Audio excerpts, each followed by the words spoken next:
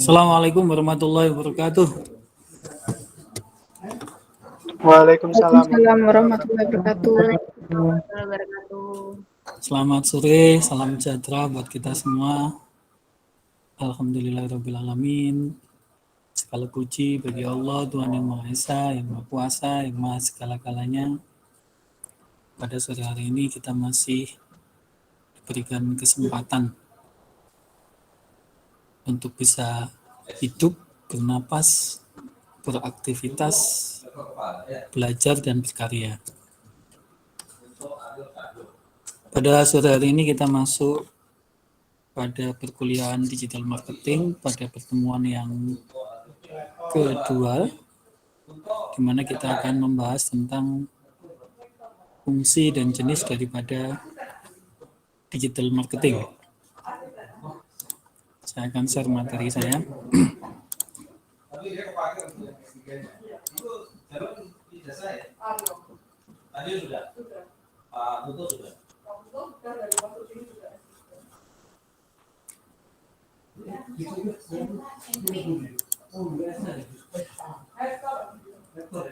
Jadi pada topik sore hari ini kita akan membahas apa saja sih yang menjadi fungsi dan jenis daripada digital marketing. Jadi capaian pembelajaran yang diharapkan pada topik kedua ini nantinya mahasiswa dia memahami apa yang menjadi fungsi dan jenis daripada digital marketing. Dan indikatornya nanti diukur sejauh mana mahasiswa mampu menjelaskan fungsi dan jenis daripada digital marketing. Sebagaimana yang sudah kita pelajari di topik pertama sebelumnya, bahwa keberadaan digital marketing ini telah membantu perusahaan di dalam aktivitas pemasaran produk maupun jasanya. Dengan menggunakan digital marketing, maka kegiatan pemasaran itu menjadi lebih cepat, jangkauannya menjadi lebih luas karena pemanfaatan internet. Di samping itu juga hasil dari kegiatan pemasaran itu bisa disampaikan dan diukur secara real time system. Dan yang terpenting kenapa digital marketing itu digunakan? Karena dari sisi biaya cenderung lebih murah karena memanfaatkan teknologi informasi.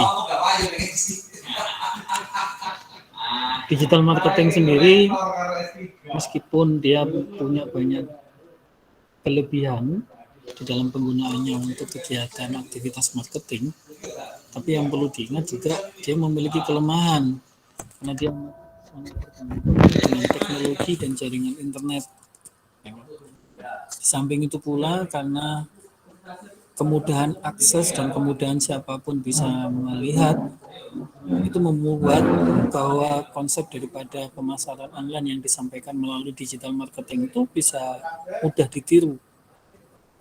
Kemudian juga memunculkan banyak pesaing ya, karena tidak ada batasan teritori ya karena akan menggunakan jaringan internet tadi, tidak ada borderless ya kan, sehingga ini juga akan menghambat perusahaan di dalam memasarkan produknya ya kan? Ini teritori ya.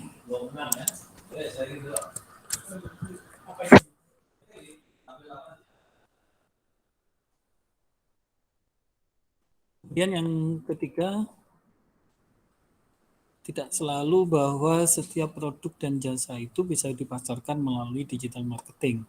Sebagai salah satu contoh, kemarin Ketua Asosiasi Digital Marketing Indonesia mengatakan bahwa jika Anda memasarkan produk menggunakan digital marketing melalui marketplace yang ada, itu tidak semuanya akan bisa laku dan cocok. Jadi yang bisa dipasarkan melalui digital marketing itu yang pasti pertama harganya harus lebih murah. Dan produknya memang produk yang dibutuhkan oleh konsumen, di produk massal.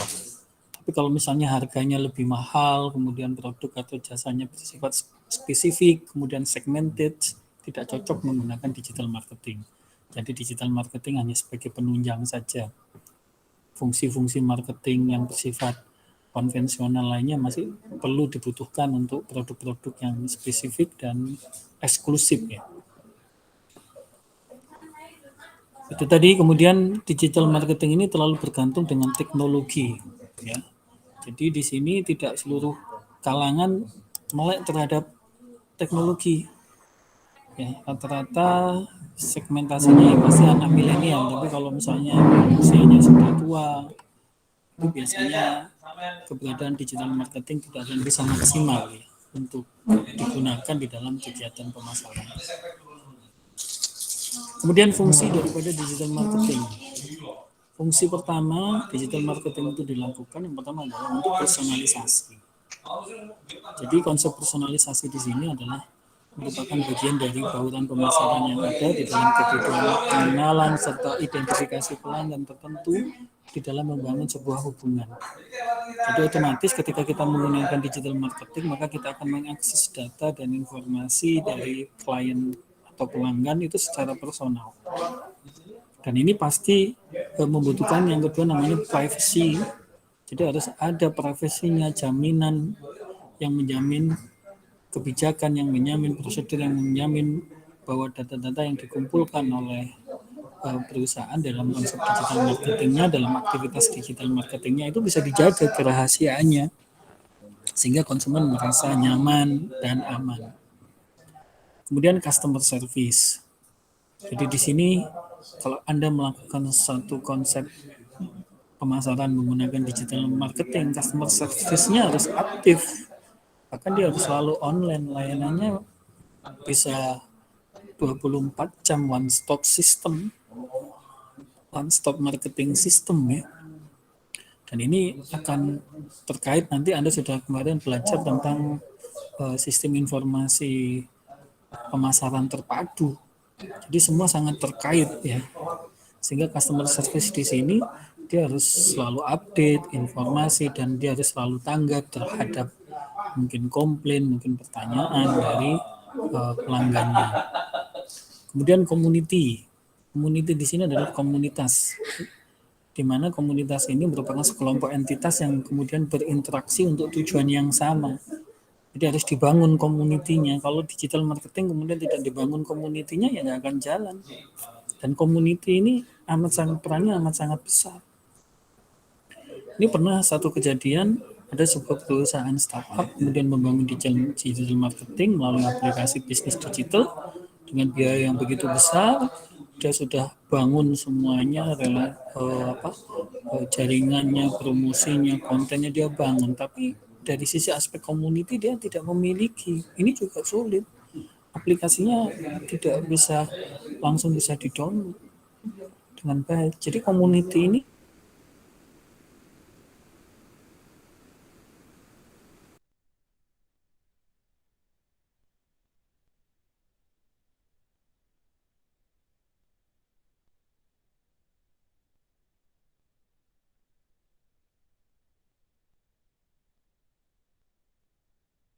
dan ini juga lokasi digital itu digunakan dengan menggunakan set ini jangkauannya menjadi lebih luas, ya. Kemudian security. Nah, fungsi keamanan ini penting.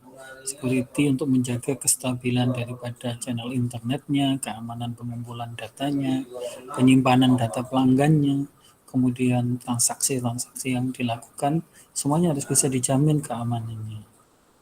Selanjutnya adalah sales promotion. Di mana promosi penjualan di sini karena menggunakan teknologi internet, maka menuntut para sales atau para pemasar penjualannya itu harus melakukan yang namanya inovasi yang tinggi, baik dari sisi keterbaruan maupun apa, kedaya tarik, supaya apa? Supaya sistem kegiatan pemasaran.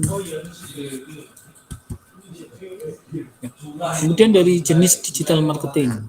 Jadi kita sudah bicara tentang fungsi digital marketing, sekarang kita bicara tentang jenis digital marketing.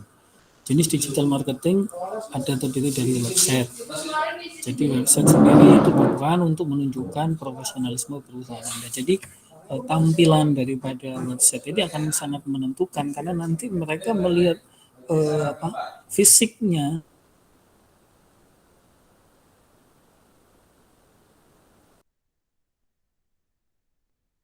Ini penting karena ketika orang kemudian menggunakan internet, dia pasti akan menggunakan mesin pencari, dan ini kita harus mengupayakan bagaimana ketika calon customer itu menggunakan mesin mencari, produk kita itu langsung ada di depan dan mudah untuk dicari dan diakses oleh pelanggan maupun calon pelanggan. Untuk itu kadang-kadang kita menggunakan search engine marketing. Nah, biasanya search engine marketing ini berbayar ya, baik itu melalui Google account, ya kan, dan lain-lain. Kemudian sosial media marketing ini penting karena kita ngomong bahwa di dalam marketing untuk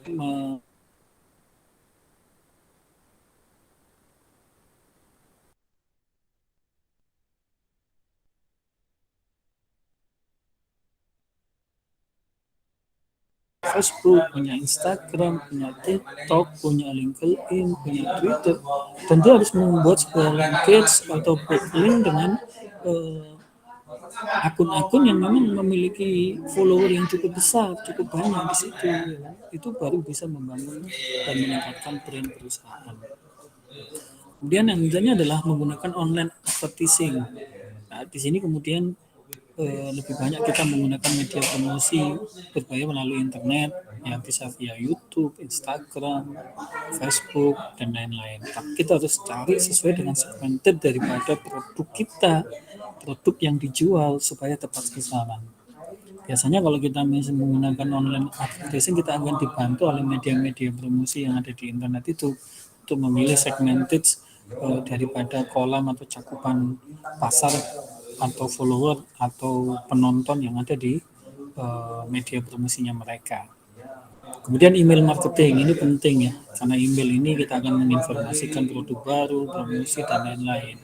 Biasanya database email ini kita juga bisa beli dari Google.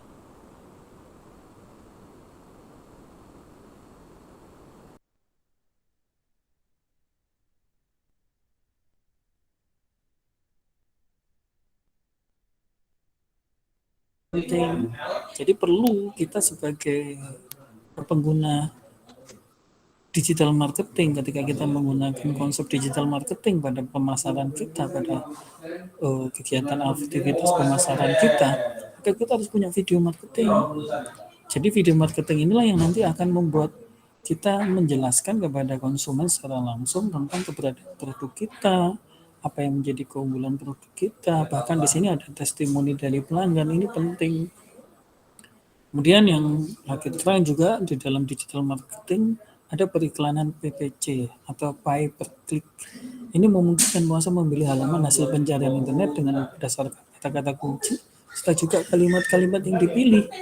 Jadi nanti kita berdasarkan pay per click ini kita akan tahu sebetulnya mana kata-kata kunci yang itu sering dicari dan kira-kira produk apa yang yang bisa kita pasarkan atau produk kita itu bisa masuk di pasar yang mana dari konsumen-konsumen atau dari kata-kata kunci tersebut. Gitu. Kemudian selanjutnya adalah pemasaran afiliasi atau affiliate marketing. Di sini kita harus melakukan kegiatan bermitra dengan organisasi atau perusahaan lain, dan itu biasanya kemitraan kita bisa dalam bentuk website, jadi saling link, saling backlink, saling mempromosikan ya kan, di dalam konten website kita dan mitra kita. Kemudian yang selanjutnya adalah hubungan masyarakat online atau online PR. Jadi itu tadi hubungannya ini sama dengan customer tadi di customer service. Jadi customer service ini nanti dia harus memanfaatkan PR dengan membuat sebuah press release, artikel, blog, persepsi, opini, yang itu kemudian bisa menarik orang untuk ikut bergabung dan menjadi satu community. Jadi saling terkait ya, jenis digital marketing ini di dalam aktivitasnya antara aktivitas yang satu dengan yang lainnya saling terkait. Yang terakhir adalah customer relationship management. Jadi untuk menjamin bahwa konsumen kita itu tetap terikat dengan kita, tetap menggunakan digital marketing kita, kemudian awareness terhadap produk-produk kita terhadap marketplace kita, maka kemudian dibangunlah melalui customer relationship management. Makanya kemudian banyak perusahaan-perusahaan marketplace yang besar kemudian mengadakan acara TV yang sesuai, memberikan giveaway, kemudian memberikan tontonan yang itu menarik untuk mereka, mendatangkan brand ambassador dan lain-lain. Jadi ini para mahasiswa yang bisa saya jelaskan pada topik kedua mata kuliah digital marketing, jadi tentang fungsi dan jenis daripada digital marketing. Monggo kalau mungkin ada mau pertanyaan yang disampaikan, saya persilakan. Silakan, ada pertanyaan? Mbak Afira biasanya tanya ini.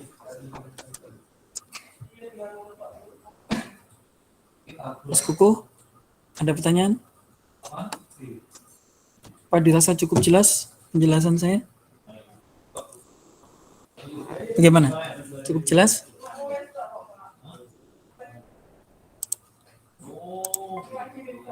Gimana? Mas Kuku, cukup jelas? Mas Eko? Jelas? Jelas? Tapi mulai 2018 S2 Mbak Berlian, jelas penjelasan saya? Jelas, Pak. Jelas ya? Baik, kalau jelas kita absen ya. Silakan kameranya yang bisa dihidupin.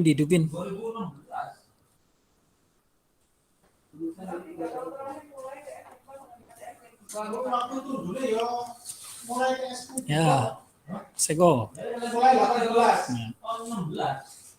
Lama enggak ketemu ini, Mbak Frida, Mas Eko,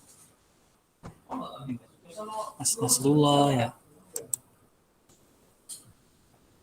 Silakan. Tuh, Mas Eko Yulianto, nah Mas Kuku, nggak dihidupin.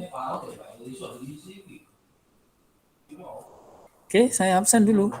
Jangan dimatikan dulu Mas Eko. Kameranya, saya absen. Nah. Ya.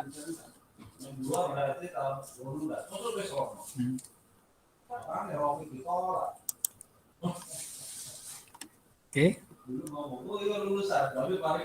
Baik, ya. Saya absen ya.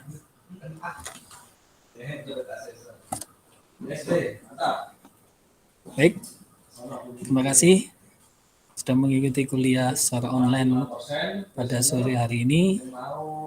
Saya berdoa semoga mahasiswa sekalian tetap sehat, tetap semangat, dan yang terpenting yaitu tadi tetap berprestasi ya.